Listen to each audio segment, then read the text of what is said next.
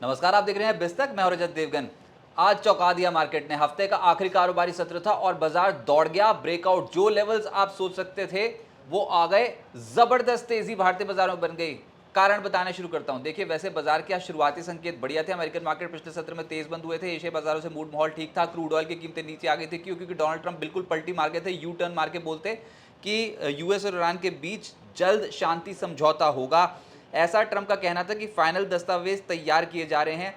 लेकिन ट्रेडर्स ना थोड़े कंफ्यूज थे क्योंकि अभी तक डोनाल्ड ट्रंप इस हफ्ते बार बार अपने बयान बदल रहे हैं और इस बात पे भरोसा नहीं हुआ था। इसीलिए बाजार तेज खुलकर नीचे आना शुरू हो गया था। ये तो बाजी पलटी है 1:15-1:30 बजे के आसपास। बिल्कुल बाजी पलट गई। क्यों? क्योंकि खबर यहां पर ही आ गई। ईरानी मीडिया की तरफ से मेहर के हवाले से खबर निकल के आई कि अमेरिका और ईरान के बीच एमओयू का प्रस्ताव है जिसमें तेल सैंक्शन हटाने, हॉर्मूज दोबारा खोलने पर बात होगी।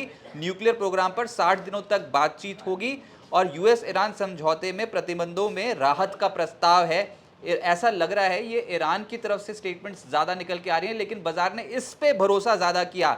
डोनाल्ड ट्रंप की बात पे कम भरोसा किया। ईरान को लगभग 16 अरब डॉलर फंड्स तक पहुंच मिल सकती है और अमेरिका अपने नौसैनिक नाकाबंदी जो है वो ईरान के इलाकों से हटाएगा। ईरान के आसपास तैनात अमेरिकी सैनिकों की वापसी का भी प्रस्ताव है।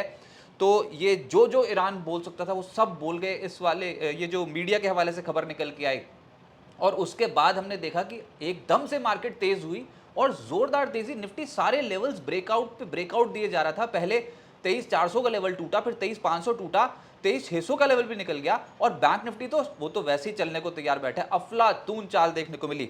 आज की मार्केट पे आए तो निफ्टी का ओपन हुआ था 23,412 के लेवल पे। उसके बाद धीरे धीरे करके नीचे आना शुरू कर दिया था 23,313। ये आज के दिन का लो लगा है, लेकिन ये सारी बाजी पलट गई दोपहर को और जो दौड़ना शुरू किया है बाजार ने तो 23,645 आज के दिन का हाई और निफ्टी की क्लोजिंग आई है 23,622 के लेवल की। 461 पॉइंट्स ठहरा हुआ था मार्केट। कहीं ना कहीं किसी बड़ी खबर का इंतजार था और एक ऐलान हुआ नहीं कि बाजार में एकदम से तेजी बन गई। देखिए, अभी तक ये फाइनल कुछ भी नहीं हुआ है, लेकिन एटलीस्ट बातचीत के लिए, एमओयू तक की बातचीत के लिए आगे बढ़ना शुरू कर दिया दोनों देशों ने। बस इसी से बाजार एकदम से एक्साइटेड हो गया। देखते हैं हम डोनाल्ड ट्रंप क्या कहते हैं। जब वो उठेंगे तो उसके बाद बात करेंगे।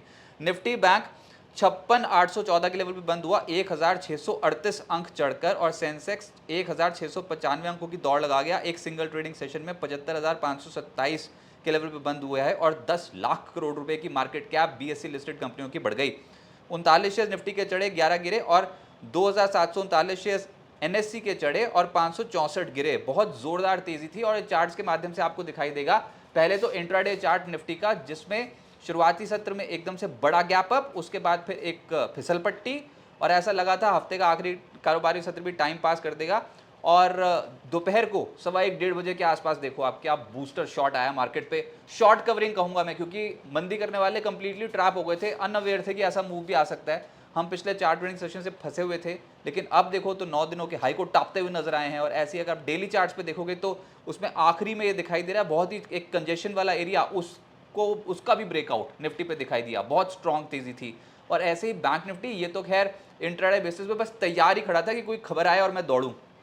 इस हफ्ते के आउट परफॉर्मिंग शेयर्स हैं निजी क्षेत्र के बैंक। दिग्गज बैंकों में अच्छी खरीदारी हुई है और निफ्टी बैंक में क्या जोरदार तेजी आई, जिसमें 56,814 के लेवल भी आ गए।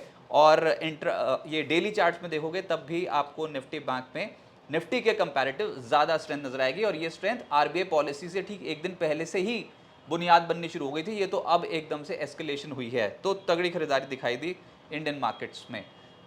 एशियन मार्केट्स और भी ज़्यादा आउट परफॉर्म कर रहे हैं वैसे।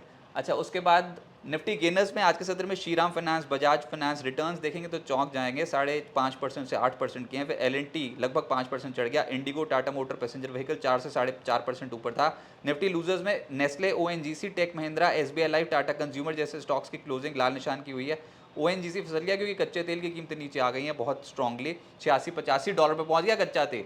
अच्छा, उसके बाद एफएनओ गेनर्स में अशोक लेलैंड 9.5% ऊपर, आइनॉक्स विंड 8% ज़्यादा चढ़ गया। चोला फाइनेंस, श्रीराम फाइनेंस और मोतीलाल ओसवाल फाइनेंशियल सर्विसेज 7% से 7.5% ऊपर थे। गिरने वालों में Nestle, premier energies, oil India, ONGC, tech Mahindra जैसे शेयर्स 2% से 3.25% नीचे। मिड कैप्स में तो बाहर आ गई। IFCI 20% upper circuit log, Autham investment 15% चढ़ गया। एमटीएआर टेक 13% ऊपर, गोल्डियम इंटरनेशनल, एक्जिगो जैसी कंपनियों के शेयर दौड़े हैं 12 से 13%। पारस डिफेंस 11% ऊपर, टीटीएमएल 10% ऊपर, TVS supply chain, Netweb, Camlin fine, हर जगह खरीदारी 9% से 10% की दौड़ लगा गए एक सिंगल ट्रेडिंग सेशन में। मिड कैप लूजर्स में same India projects, INOX India, Balrampur चीनी, ग्लैंड, कार्ट्रेड जो पिछले कुछ दिनों में अच्छा चल रहे थे, वहां पर थोड़ी मुनाफा वसूली हुई है। आज 2% से 3.25% नीचे आ गए।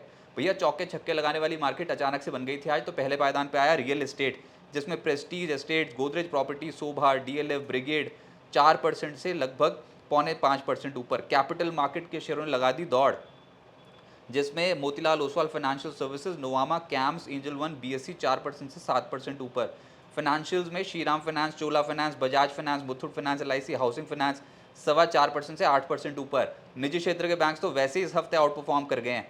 आज जो तेज हुए उसमें बंधन बैंक 6% ऊपर, IDFC first bank, HDFC bank, yes bank, IndusInd bank ऊपर 3% से 5.5% और एचडीएफसी बैंक आज 3.5% चढ़ा है। पीएसयू बैंक्स में bank of Maharashtra, PNB, UCO bank, Canara bank, union bank इस हफ्ते की शुरुआत अच्छी करके गए थे, लेकिन जब हफ्ता खत्म हुआ तो 3% से 5% ऊपर। और आज के सत्र में फिर डिफेंस स्टॉक्स में जोरदार एक्शन दिखाई दे रहा है। सबसे strongest of the bet defence stocks पे लगी हुई है आजकल। एमटीआर टेक आज 13% ज़्यादा चढ़ा है, पारस 11% चढ़ गया, data patterns, Apollo micro, Axiscades सब चढ़ गए। फिर ऑयल एंड गैस स्पेस में Aegis, Vopak, HPCL, BPCL, IOC, Petronet 5% से 9% ऊपर, है ना चौंकाने वाले रिटर्न्स। ऑटोज में Ashok Leyland, tube investment, Bosch, Tata motor passenger vehicle और हीरो मोटोकॉर्प सब चढ़ गया। अशोक लेलैंड का स्टॉक थका हारा बैठा था, आज चढ़ा तो 10% ऊपर चला गया। अब आगे क्या होगा देखिए, यूएस और ईरान में संभावित एमओयू की खबर से बाजार में बाजी पलट गई है। बीएसई लिस्टेड कंपनियों की मार्केट कैप आज 10.33 लाख करोड़ रुपीस एक सिंगल ट्रेडिंग सेशन में बढ़ गई और पोर्टफोलियोज में आपके बढ़ोतरी होगी कि चेक कर लो अपने डीमैट अकाउंट। फिर निफ्टी झटके से 9 दिनों के हाई के लेवल के ऊपर निकल गया। निफ्टी पर 23,425, 23,500 का बहुत तगड़ा रेजिस्टेंस था, उसको टाप गया। बैंक निफ्टी पहले ही तेज हो रखा था और आज तो 55,600 के लेवल को भी टाप गया। तो ब्रेकआउट पे ब्रेकआउट ही हो रहे थे और बैंक निफ्टी 7 हफ्ते की ऊंचाई पे पहुंचा। इस हफ्ते बैंक निफ्टी पे 4.25% के रिटर्न आए हैं, 2,309 अंक बैठते हैं और ये बाजार चला ही बैंकिंग स्टॉक्स के बलबूते है। अब देखते हैं कि बाकी के सेक्टर्स क्या प्रदर्शन करते हैं कि नहीं। लेकिन स्पेसएक्स की लिस्टिंग हो रही है आज शुक्रवार को और सबसे बड़ा आईपीओ है आज तक के इतिहास का, 75 बिलियन यूएस डॉलर्स का। वो लिस्टिंग देखनी होगी नैस्डैक पे कैसी होती है, उसका इंपैक्ट दुनिया भर के मार्केट्स पे भी पड़ेगा। भारत में सीपीआई महंगाई के आंकड़े आए हैं बाजार बंद होने के बाद, 3.48% से बढ़कर महंगाई होगी 3.93% मंथ ऑन बेसिस पे। अब अगले हफ्ते के जो ट्रिगर्स है उसमें बैंक ऑफ जापान की पॉलिसी है 16 जून यानी कि मंगलवार को, फिर 17 जून बुधवार को यूएस फेड की पॉलिसी आनी है और ये बहुत क्रूशल है इस बार।